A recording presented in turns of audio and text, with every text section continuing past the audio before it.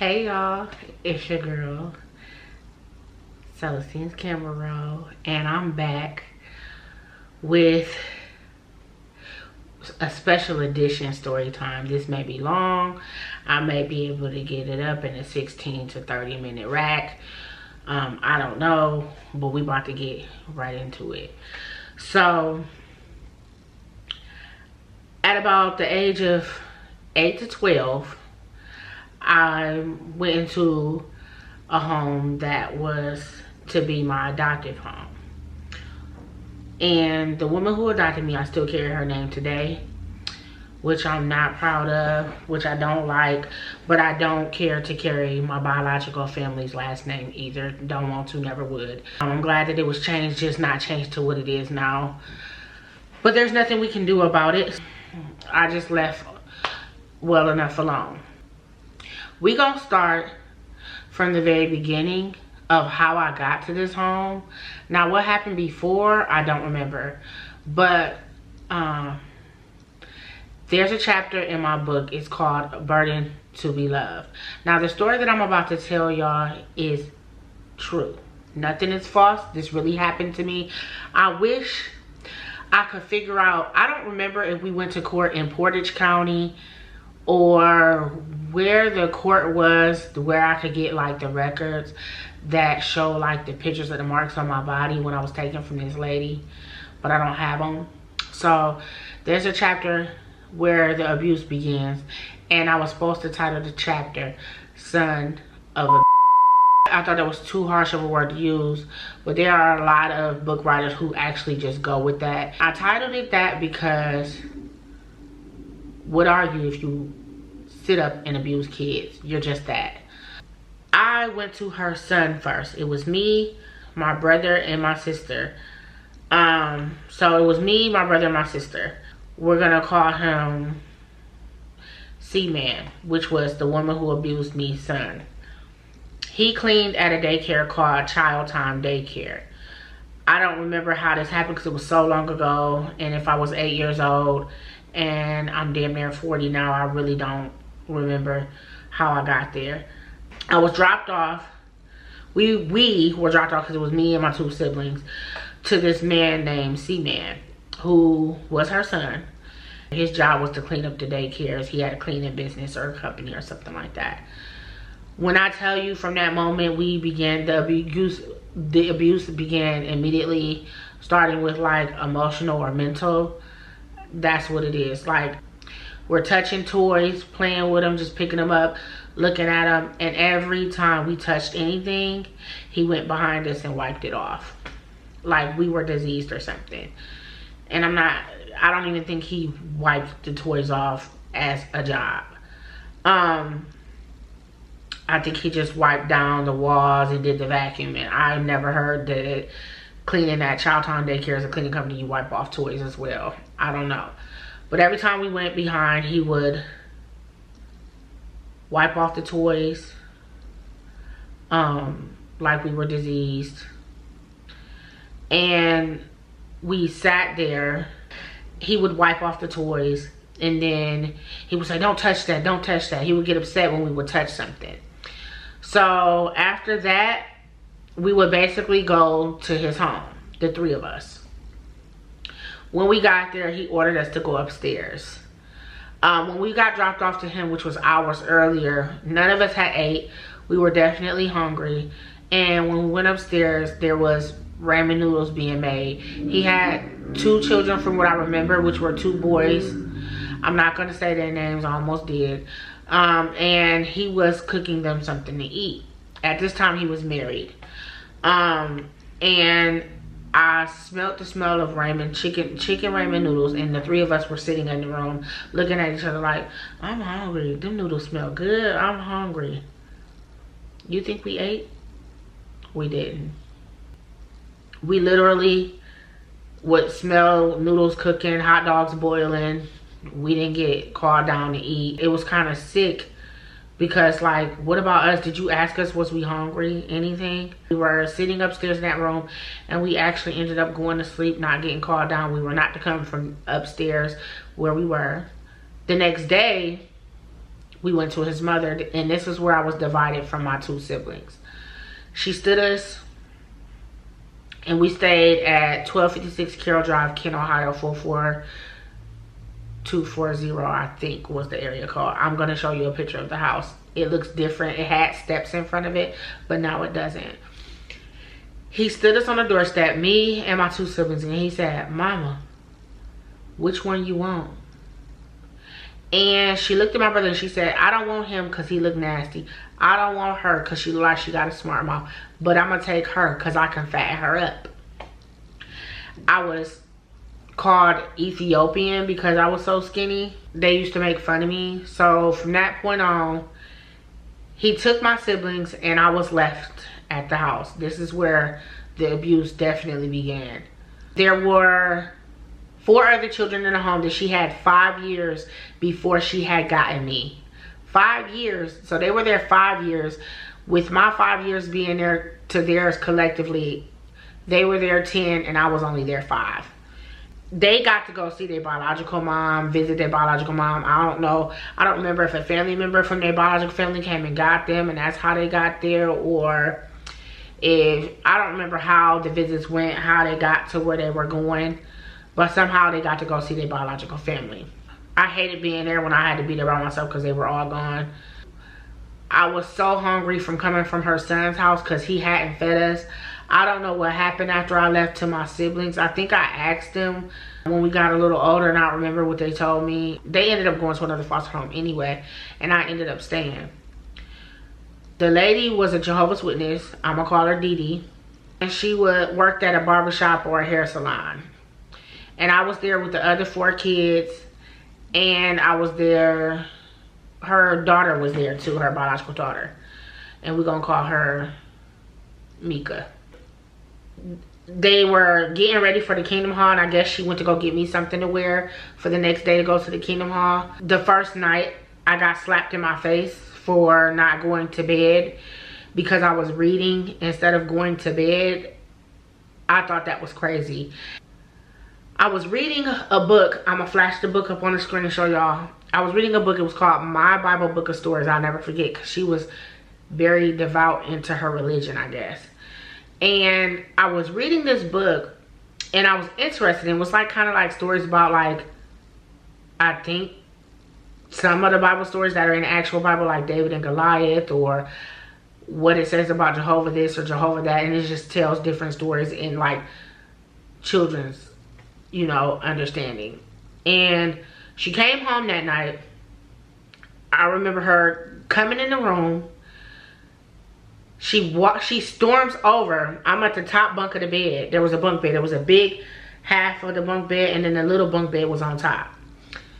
When I say she was storming in that room, I didn't know what she was coming to do, but she walked in that room and she slapped me in my face. At that instant, I started crying. And I started wondering if my siblings were okay, because they were with her son, and the way her son started, I just started missing them and wondering, like, oh my God, I cannot believe that I'm in this home. I just got slapped in my face the first night. So, man, and then abuse went on from there. There was another day when I went to school, and there were 4 other children in the home, like I said, that were there 5 years before me. Part of the Jehovah's Witness religion, you don't celebrate holidays. And there was a birthday party in my class. Now, mind you, I was like, what, 8, 9 years old. And when a cake is brought to school for the child whose birthday it is, or cupcakes, you gonna do what? Participate and eat a cupcake. I ate a cupcake, celebrated the birthday. I didn't know nothing about, she didn't give me rules when I first moved in or anything. I didn't know nothing. I did partake in eating a cupcake or cake and helping celebrate with the juice and the snacks, just like anybody would. I get home, I don't know who told on me or what classmate told one of the children in the home that I celebrated a birthday. It got back to Dee Dee that I had celebrated. I don't even know how Dee Dee knew. But I know she called me down the steps. She said, get down here. And I was like, yeah. And she was like, we don't celebrate in this house. You know that, right? And I'm looking stupid because I'm like, what? She like, we don't celebrate in this house. Go upstairs and take your clothes off. I goes upstairs. And this is when fear developed. You know, when you're scared and you're really scared as a kid, you do weird stuff. When I tell you, I went upstairs to take my clothes off to get my behind whooped. It took me 20 minutes. And when somebody was checking, one of the kids would keep checking on me, I still hadn't taken my pants off. And then I would take them down and then pull them up. And then take them down and then pull them up. As if I don't know how to take my pants off. And then I'd be fiddling with like the button or the snaps on the pants like I'm slow or something. And I just don't know how to take my pants off. So she was like, get down here. I come down the steps. And she's getting ready to whoop me with a thick leather belt, I believe. That was the first start off. And she's trying to whoop me. And I'm not sitting still. I'm getting away. I'm fighting my whooping. I'm not wanting to get my ass whooped. So she calls her daughter down, Mika, and tells her to get the duct tape. She duct tapes my feet. She duct tapes my hands to keep me from kicking and moving. And she commenced to beating me. Like that. Like, and they were holding on to the grip of the tape at my feet and hands. And that's how she ended up beating me. When I tell you I laid there on that floor where I was getting duct taped and I was jumping back and scooting back because I didn't know where else she was going to hit me. It was crazy. So that night I go to bed. I sleep. I go to school. When I tell you school became like a place that was like a safe haven where like I would go to school and not want to come home. Oh my goodness. Like I don't know. I just didn't want to go home. So, hold on, my camera about to die. In the lunch line, I was known as a kid that never smiled. I still don't smile. I mean, I get in the elevator here and there's this man to be like, you better smile today. You better smile. I don't know if it came from me being abused or not, but I don't smile much, but I do smile. You guys see me on camera being happy, but I just have a bitch resting face. When I would go through the lunch line, there was this lady named Trom. I'm gonna just call her by her short last name, Trom. I'm gonna call her Mom Trom because that was her nickname. Because I later became her foster child, but we're gonna get to that. So I was walking through the lunch line and every time she would see me, she would say, smile, Chica. You never smile. Do you smile? I see you all the time and you never smile. But little did she know, I got nothing to smile about. I'm at home getting beat on, getting abused, and I'm going through stuff, you know? One day, I went home and I was gonna get my ass whooped for having an F on my report card. She started to accumulate beating tools. When I tell you, she had a Louisville slugger, a wooden paddle that came from off the back gate in the backyard, a tree switch, and a bicycle chain with plastic on it that was first used to lock up and chain up the refrigerator, where nobody could get in the refrigerator and only 2 people had the code to go in and out the refrigerator. Right? So when we would clean up, we were human vacuums. When I say human vacuums, we were crawling around on the floor, picking the lint with our fingers and picking the lint and putting it in our hand. Crawling, picking the lint and putting it in our hand. Crawling, picking the lint and putting it in our hand. Just crawling around doing this. And balling up our hand, crawling around on the picking up. It was weird. So, to the point where we were such human vacuums where she'd be like, why does carpet look dirty? Everybody get out here and get their ass beat. Like, are you serious? Because we're not using a vacuum and we're not human vacuums. Like, I thought that was weird. We was like crawling around picking up lint off the carpet to clean the carpet instead of a vacuum being fucking used. I don't know if one of the kids broke the vacuum before I moved in there, and that's why we was doing that. I don't know what it was, but we were human vacuums. One day, I'm just gonna go through the different abuse tales. One day, oh, there was a kid that lived in the house, and his name was L. I'm just gonna call him L. And he was a thief. When I say thief, me and him were known as, he named us Weasel and Klepto. That's what he named us. He was like Weasel and Klepto. Klepto and Weasel. Like, he used to call us that. For real, I never stole a day in my life. I'm gonna tell y'all how this went. I used to get my ass beat for stealing when I never really stole.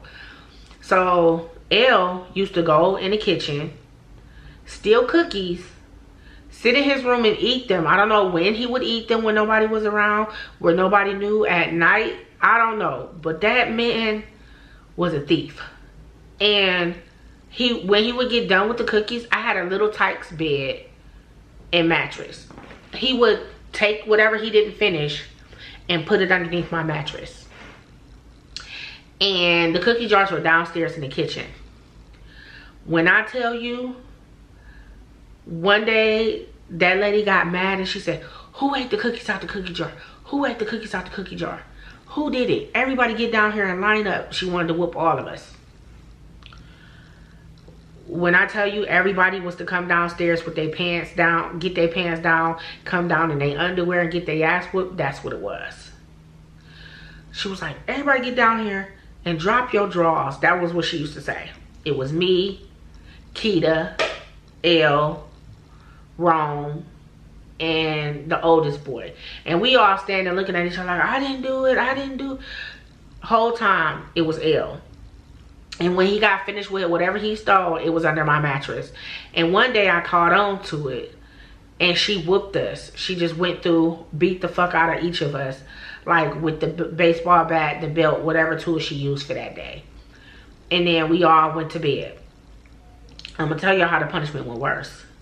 So I was known as a thief. So me and L got caught, Weasel and Klepto, but I never really stole. He used to just steal shit and put it under my mattress. When he used to do that shit, sometimes I would catch it before I got caught for something that I didn't do. And we were made to clean our rooms. So I would go upstairs, clean my room, right? When I would go upstairs to clean my room, I would lift my mattress to clean underneath it, because the whole room was clean. I'd be like, let me lift up this mattress. It was a little tight mattress, like with grooves at the bottom where the mattress sat. And I would pick up the mattress and I would find cookies under my mattress that L was eating and didn't finish, that he stole.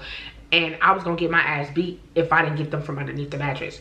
So it was like either eat the stale cookies or stuff them in some pants, clothes, pocket in the closet until I know there's nobody around where I can grab the cookies back out of the pocket and take them and throw them in the trash.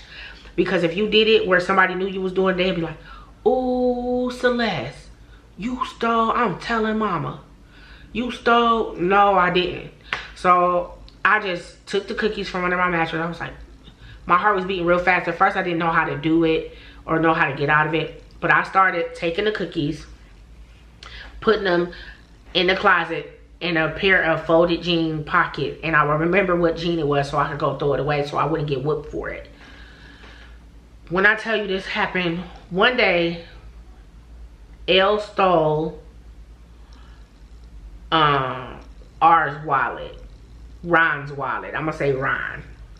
L stole R's wallet and put it in my locker one day. So Ron comes home and he goes, Ma, somebody stole my wallet. Somebody stole my wallet. And I'm like, oh my God. So she's like, everybody get down here now. So we all standing there and everybody got their pants off. She's like, everybody getting a whooping every day until his wallet come up. Everybody getting their ass beat every single day. When I tell you we all got our ass whooped with the baseball bat that night, it was crazy. And when we got done, we went to school the next day. Three of us were in the same school. Same elementary school. I went to Long Court Elementary. So I got to school, got to my locker, and I had a book on the top shelf of my locker. I'm small, so I put my foot on the bottom floor of my locker to go reach and grab for my book. And when I pull myself up and grab onto the shelf and look at the top shelf of my locker, Ron's wallet was in my locker. How it got there, I don't know. Actually, L put it there because he was the thief of the house. When I tell you I peeked up there and seen that wallet and my heart was beating fast, my adrenaline was pumping, I didn't know what to do, and I was like, oh my God. My heart was beating so fast. Let me tell you, why did I grab the wallet, go somewhere in the school hallway, and throw it in the school hallway trash can? I took the fucking wallet and threw it in because I was so scared that one of them would get it. Well, one of them did set me. L set me up because he was the one that stole it. I'm gonna tell you how I found out. L set me up and put it in my locker, and I went to get it out, and I was like, he gonna try to make it seem like I did it, and I didn't do it. It just happened to be in my locker. So we still getting a whooping every day for this damn wallet. Nobody know where it's at. And it was called whooping even though it was beaten. This particular day about the wallet, it was horrible. And like I told you, C used to call me and L Weasel and Klepto. Klepto and Weasel. Weasel and Klepto. Never stole a day in my life. Right? When I tell you, he was like, Weasel and Klepto, get out here. And I was like, oh my gosh. So I came downstairs. He was like, oh, y'all like stealing? Y'all like stealing? And I was like, no, I didn't do it. So who stole this and who stole that? And why y'all be stealing? I used to get caught with cookies under my mattress that L used to steal. So I used to get caught with them under my mattress, and that's how I ended up getting whoopings. So we was known as Weasel and Klepto. And he was like, I got something for both of y'all. I got something for both of y'all.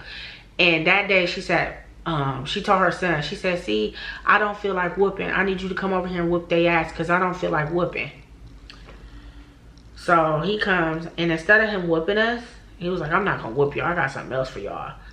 He takes L, grabs him by the shirt, goes to the basement stairs, and throws L down the steps. Then he grabs me, takes me to the basement stairs, and throws me down the steps. Then he takes his big, heavy, fat ass, walks down the steps, because we're not going to get up on our own, because we're not going to keep letting you throw us down the steps. Grabs us by the shirt or tells us to get upstairs. We both get to the top of the steps. He come back up the steps. He grabs us. He grabs me first, throws me down the steps. Then he grabs L, throws L down the steps. I'm like, are you serious? So then he comes back down the steps, grabs me, has me get up and go up the steps, walks up behind me. Then he does it to to L. Throws him down the steps, and then he just kept on throwing us down the steps. And when I tell you the last time I grabbed onto his shirt, because I'm like, oh, but you coming with me. He was like, let go of my shirt, let go of my shirt. So he throws me down the steps, and I pretend like I bumped my head. So this don't go good enough. So a second punishment or enforcement gets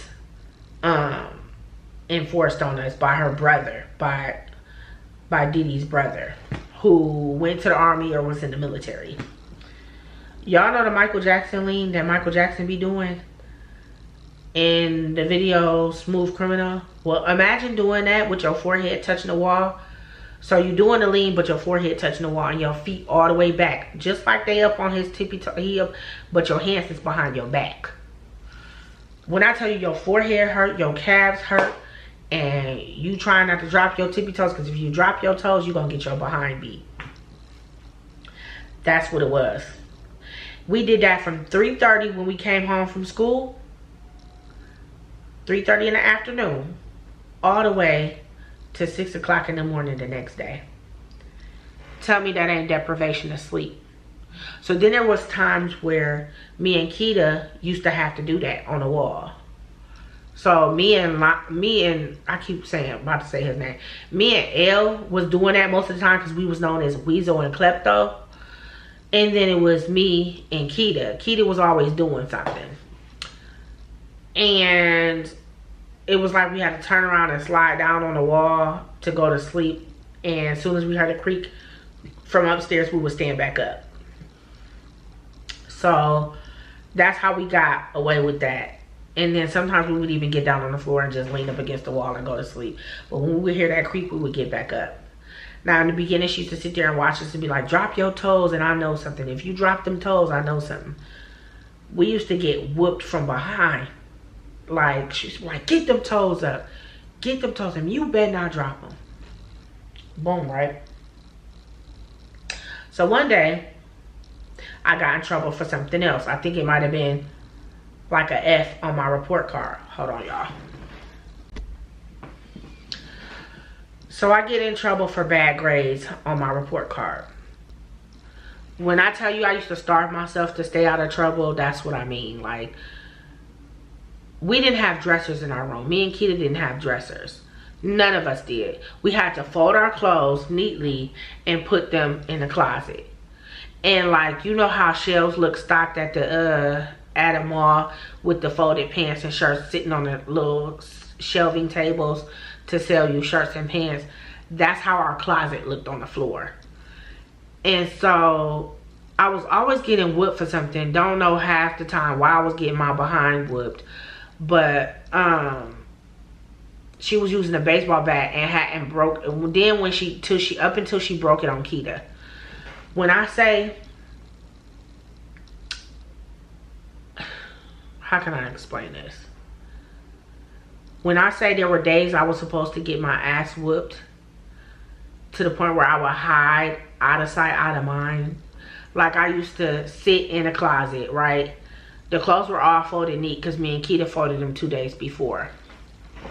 So how it would stay out of sight, out of mind is I would hear somebody coming up the steps and I would scoot back and do the spider crawl backwards and go sit in a closet so I wouldn't be seen, because I was supposed to get my ass beat.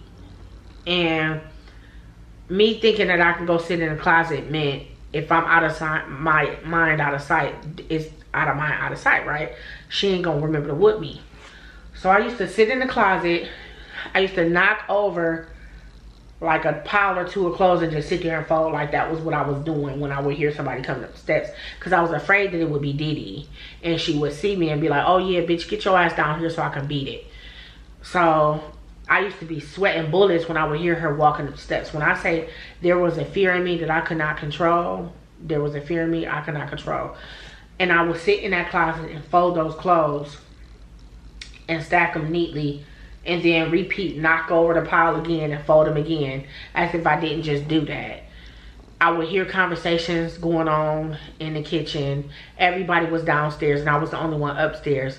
And y'all, now that I think of it, I don't think she forgot that I was in the house. I don't think she forgot to feed me. She didn't want to feed me.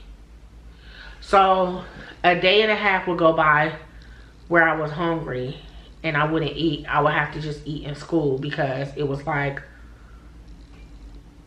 if I ask for something to eat, I'm gonna have to get beat with the baseball bat.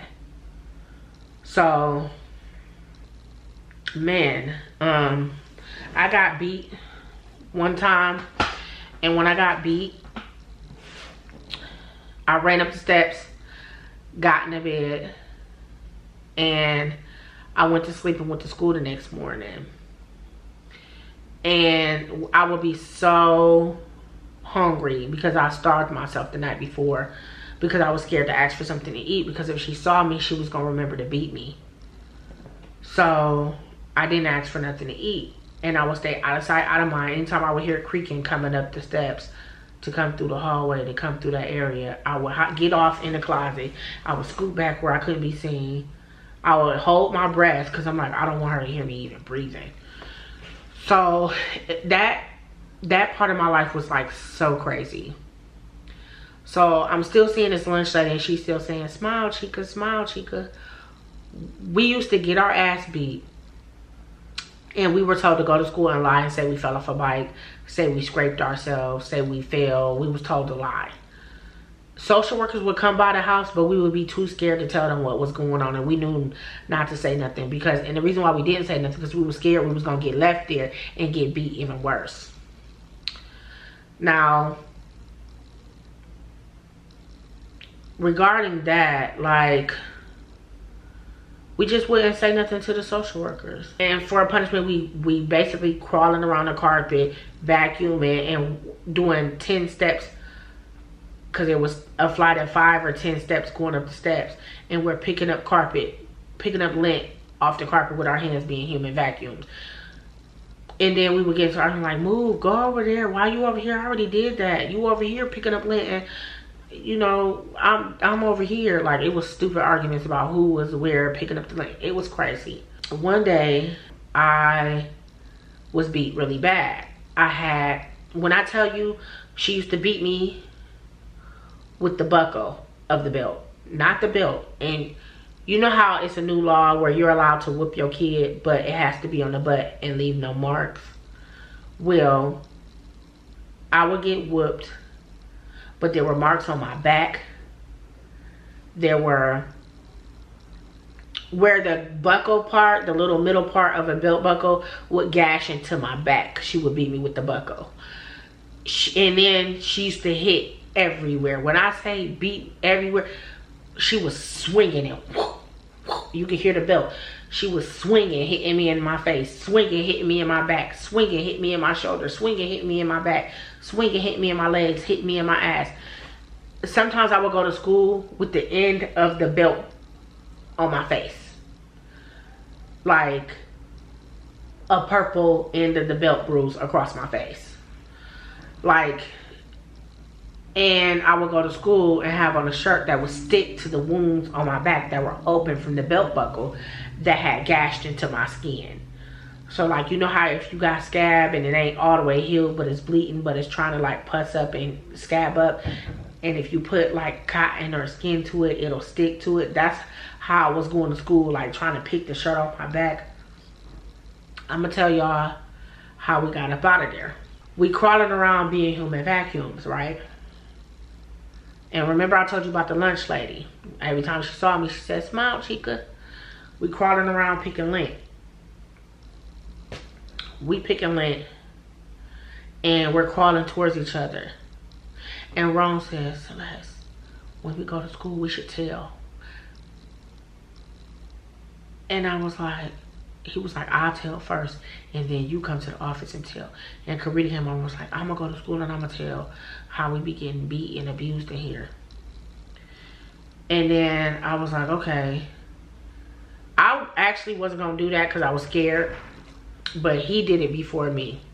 But before that, let me tell you how she used to do me with food. So one day I had got my ass beat, right? And I was hungry. And I said, I'm hungry. Can I have a peanut butter and jelly sandwich? And she ate this stuff called sandwich spread. I don't know what that stuff is made of, but it tasted horrible. And she knew that I didn't like sandwich spread. When I tell you she made me a whole loaf of sandwich spread, made the whole loaf and said, and you better not gag. I was like, oh my God. So there was like 2 or 3 of them sitting in front of me. And I knew I was going to get my ass whooped because I could not stomach the taste of sandwich spread. I'm going to show y'all what it looked like today. But that shit tasted like throw up. It had a pink consistency back then, and it tasted like throw up to me. And I was just like, ugh. And she was like, you better not gag. She made me 3 sandwich spread sandwiches and a whole loaf.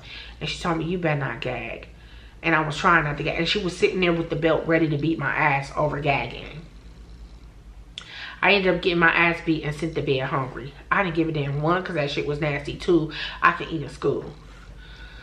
So anyway, this is how we got out. We crawling around picking up lint on the carpet.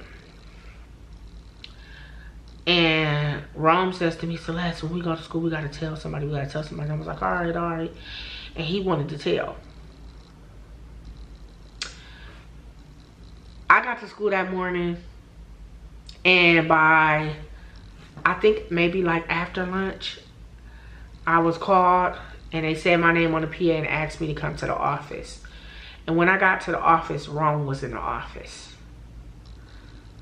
And I'm looking at them, they looking at me. And they're like, do you want to talk about what's going on in the home? And I'm looking. And I look over at Rome and I'm like, no. And then I'm quiet. And they say, if you tell us what's going on, you're not going back. We're going to remove you from the home. So I end up getting, there was 2 police. They made me strip off all of my clothes. Now remember I told you I had gashes on my back from the belt buckle.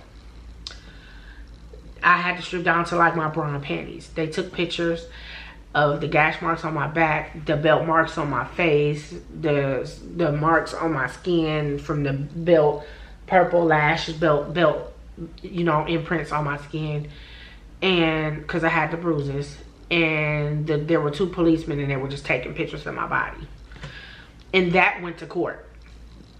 Now we're sitting in this school office for like 4 hours. I'm sitting in the school office for 4 hours. Like, until the rest of the school was up. Guess who walks in the office? The lady that says, and I'm gonna call her Mom Trom, hey chica, smile. That same lady that always told me to smile and said, you never smile. And I was like, what? She was like, you going home with me? She had a Blazer truck. I think she had a gray or silver Blazer truck. And I went home with her. She was a Caucasian lady. She was a very nice Caucasian lady. She was very gentle with me. She cared about the fact that I was coming out of an abusive adoptive home and everything. She cared about that. She was very gentle with me. It was the first time I ever got to talk on the phone. It was the first time I ever bought a music CD. It was the first time I ever had Christmas, like, because they didn't celebrate. Like, I was just in awe that I was allowed to do something as simple as, like, talk on the phone. Even today, people be like, you're so grateful for the littlest things that people get all the time. I'm like that because of this situation I'm telling you about now. Because at a point in time in my childhood, I used to didn't get that. So, like, little stuff make me excited. Like, if I'm going through a little bit of trouble legally, like what I am with my son, and I'm getting him back, every little thing y'all notice I'm excited about. I've been like that since my abusive situation. So I'm gonna tell y'all part 2, and we're not gonna break it up. We're just gonna try to upload it at once. If not, I'll break it up into part 1 and part 2. Hold on. So the lady who abused me abandoned me. So when we got removed from her home, because I was the only one adopted and she didn't adopt the other 5 children before me, they were still going to go see their biological mom and stuff, so they didn't get adopted out. I didn't know who my biological mom was. I didn't even know her name. So they told me when I got placed with Mom Trom, which was the lady that worked at the school as the school teacher that always used to tell me to smile. She passed away, rest in peace to her. She had me at the time, and at this time during court, they showed the pictures of the abuse marks on my body. They showed like everything, what it looked like about me being abused. And then they came back and they told me, well, you're gonna end up getting reunified with her. And I was like, you mean going back? And they were like, yeah, you're gonna end up going back if she does her case plan. Because, and I said, I'm not biologically hers. Why the other kids can't go back? They was like, because they're not adopted and you are, so it's like she's your biological mother, so you can actually get reunified with her. So this lady beat me and abused me, and y'all about to give me back to her. Is that what you telling me? Oh no. So every day she faking a funk, coming to see me. Oh yeah, if you come home, I'm gonna do this and I'm gonna do that, and we gonna do this and we gonna go here and we gonna go there. We gonna go everywhere, here, there, everywhere. She talking about how much we gonna do this and do that. I didn't want to go back. So I'm visiting, seeing her so every often. And one day I came to a visitation and we waited for about like a half an hour, I want to say. The phone rings at the visitation center and Dee Dee hasn't came yet. And they're like, oh, it's Dee Dee. She says she doesn't want the child anymore. She's not coming to visitation. When I tell you I haven't seen her since. And I had a restraining order against her where she couldn't come within 500 feet of me. To the point where when I was living with Mom Tron, which was a school teacher that had me in her home, she lived close to her. So they put an order in protection because she lives close. They even removed me because I was too close to her house, because they didn't live too far from each other. So I didn't live with her long, but I lived there. And then they moved me because it was too within proximity of Dee Dee's home. And they feared her doing something to me. So I ultimately got removed. I've been free ever since. Haven't seen these people since I was 12 years old. Her kids do have reached out to me, and her son that abused me first and starved me at his house reached out to me on TikTok. And he's also the one that threw me and L down the steps.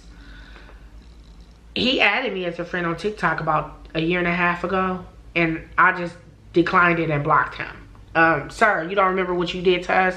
Don't at me. Don't. So that was that. And I never went back to her, and I went back into the system. I floated around a few times until I got grown. And then, yeah, that was that. And that's my abuse story. So, if you guys are going through any type of abuse, go to school, tell somebody, open your mouth, don't keep your mouth closed. This is why I don't keep my mouth closed anymore, because that is where it got me into abusive situations, and I was scared to go to school and tell. But please, open your mouth and tell. If you don't want to be there, tell. I used to tell my kids that when they was living with Pearl. It's to open your mouth, or it can get worse. But yeah, that's my abuse story, and I will see you guys on the next video. So comment down below what you guys thought about that story, and I will see you guys on the next one. And remember, even though it's a special edition, when I do a story time, it gets crazy.